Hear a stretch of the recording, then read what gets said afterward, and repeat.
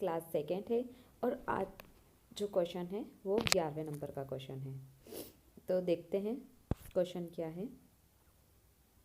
अपशिष्ट उत्पादों को खाने वाले जीवों को कहा जाता है। अपशिष्ट उत्पाद। अब अपशिष्ट उत्पाद क्या चीज़ होती है? तो अपशिष्ट उत्पाद क्या चीज़ होती है?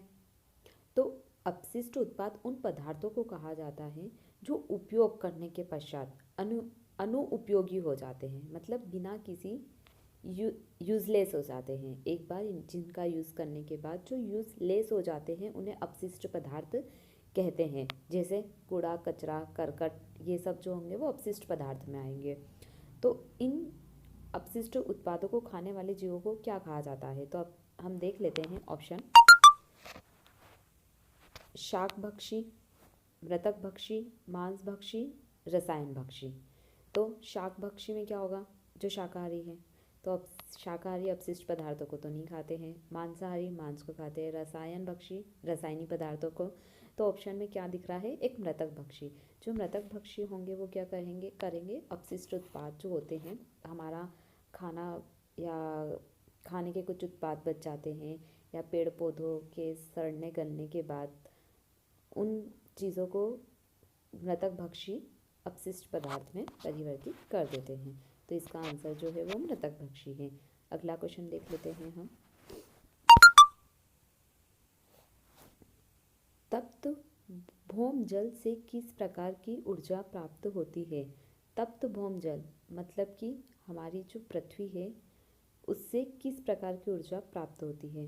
भूतापीय ऊर्जा, जल विद्युत ऊर्जा, सौर ऊर्जा या नाभिकीय ऊर्जा। तो कौन सी ऊर्जा प्राप्त होती है हमें?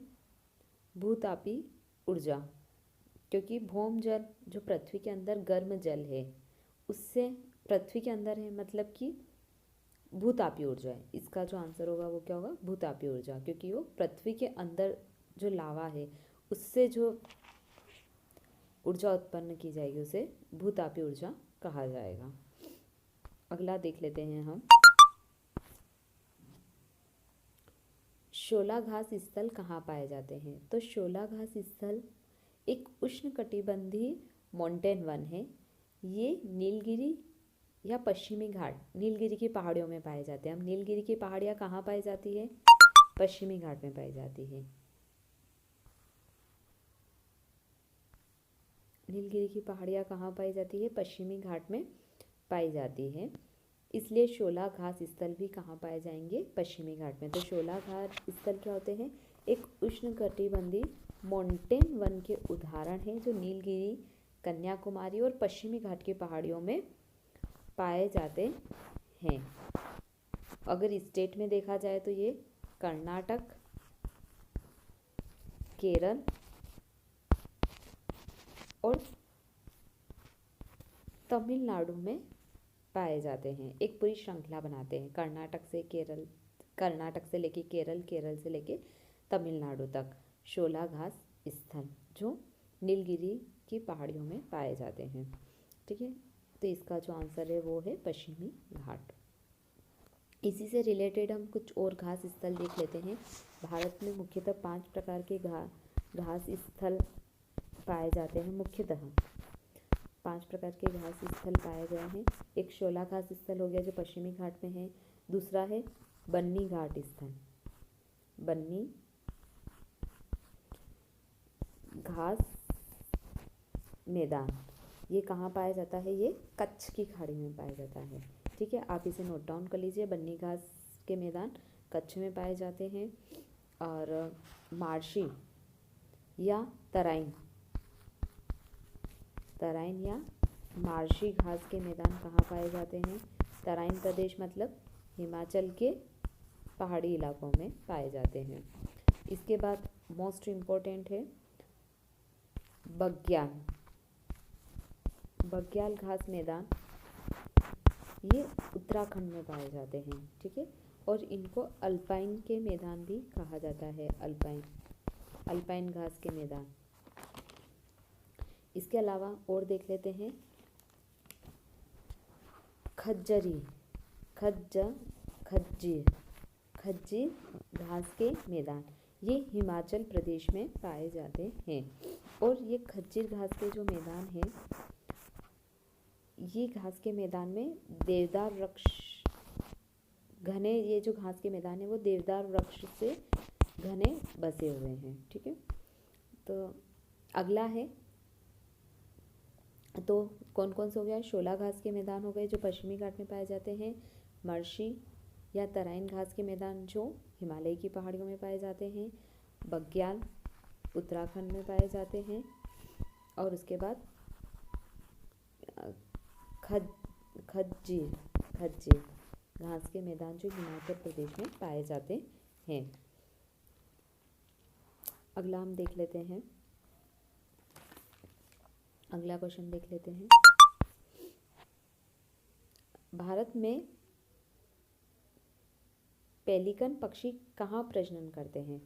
पेलिकन पक्षी, अब पेलिकन पक्षी हमारे सामने जैसे ही आया है तो हम पेलिकन पक्षी को पहले समझ लेते हैं। पेलिकन पक्षी क्या होते हैं? तो पेलिकन पक्षी मतलब कि साइबेरियन पक्षी, जो साइबेरिया या पूर्वी यूरोप से, साइबेरिया या पूर्वी यूरोप से,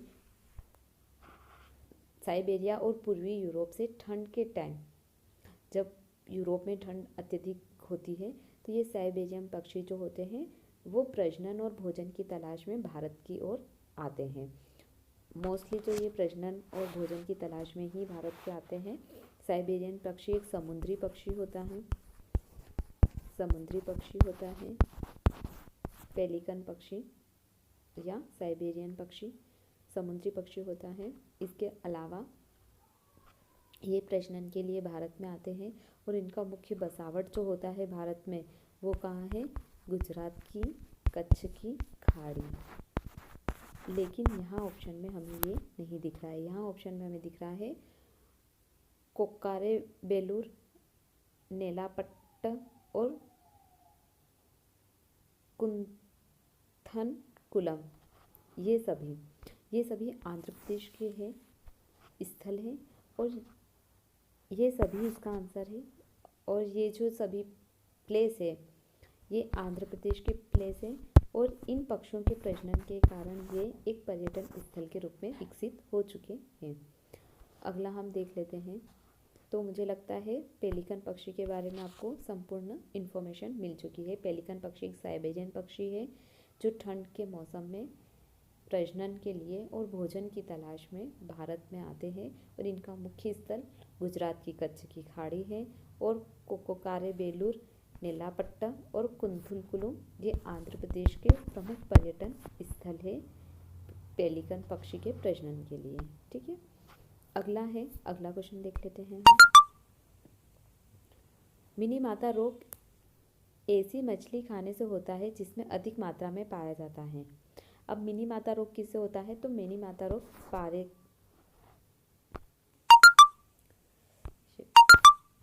मिनी माता जो रोग होता है वो पारे के कारण होता है। तो हमें इसी पे लगाना है, ये एक कौन सी मछली में पाया जाता है, कौन से जीव में पाया जाता है, उनसे हमें कोई मतलब नहीं है। मिनी माता रोग जैसे आया है, हमारा जो आंसर होना चाहिए वो पारे पे हमारा टिक होना चाहिए। ठीक है, अगला हम देख लेते हैं। ओजोन परत का अधिकतम हास्य निम्न में से किस पर हुआ है? ओजोन परत का अत्यधिक हास्य कहाँ हुआ है? दक्षिणी ध्रुव पर हुआ है।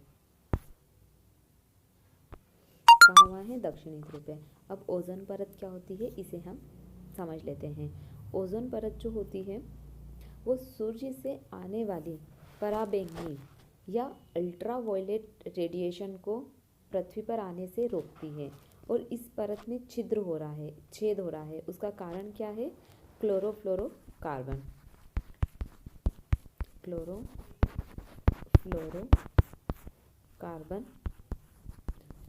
और हाइड्रोक्लोरोफ्लोरोकार्बन, इन दोनों से ही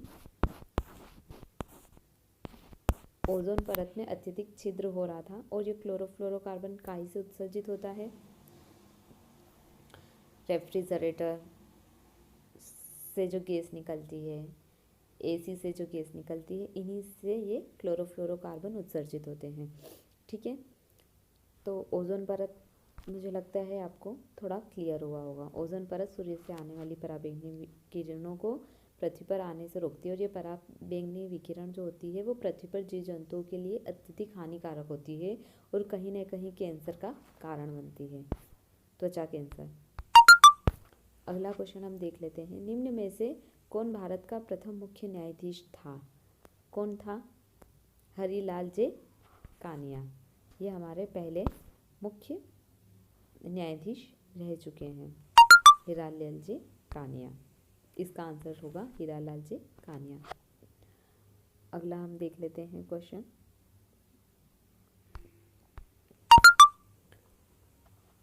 रेड डाटा बुक किससे संबंधित है? रेड डाटा बुक किससे संबंधित है बताइए। विलुप्ति के करीब जो जीव स्थित है या जो संकटग्रस्त प्रजातियां हैं उनको हम किस में रखेंगे? रेड डाटा बुक में रखेंगे। अब ये रेड डाटा बुक क्या होती है? तो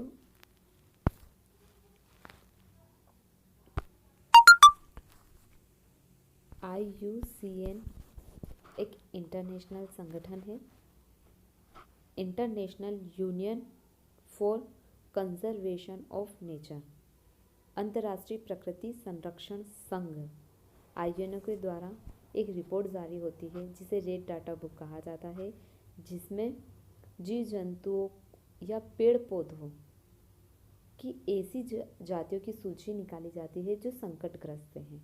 ठीक है, और इसका जो मुख्यालय है वो कहाँ है? स्विट्जरलैंड में है। स्विट्जरलैंड में इसका मुख्यालय है। ठीक है, और रेड डाटा बुक किसके द्वारा पब्लिश की जाती है? IUCN के द्वारा। अगला क्वेश्चन देख लेते हैं हम। इनमें से कौन वर्तमान राष्ट्रीय महिला आयोग की अध्यक्ष है? राष्ट्रीय महिला आयोग की वर्तमान अध्यक्ष रेखा शर्मा है। इसका सही आंसर रेखा शर्मा। अगला क्वेश्चन देख लेते हैं। अगला क्वेश्चन है, लोकसभा और राज्यसभा की संयुक्त बैठक किसके द्वारा आहूत की जाती है? मतलब लोकसभा और राज्यसभा की जो बैठक है वो किसके द्वारा बुलाई जा सकती है? इसे कौन बुलाता है? तो इसे कौन बुलाता है? राष्ट्रपति। इसका आंसर क्या है? राष्ट्रपति। लेकिन जब क्वेश्चन अगर आए कि लोकसभा या राष्ट्रसभा की संयुक्त बैठक की अध्यक्षता कौन करता है, तो इसकी जो अध्यक्षता करता है वो कौन करता है? लोकसभा अध्यक्ष। ठीक है, आज के लिए 20 क्वेश्चन कंप्लीट हुआ आज का टारगेट। अब कल हम आगे कंटिन्यू रहेंगे। Thank you.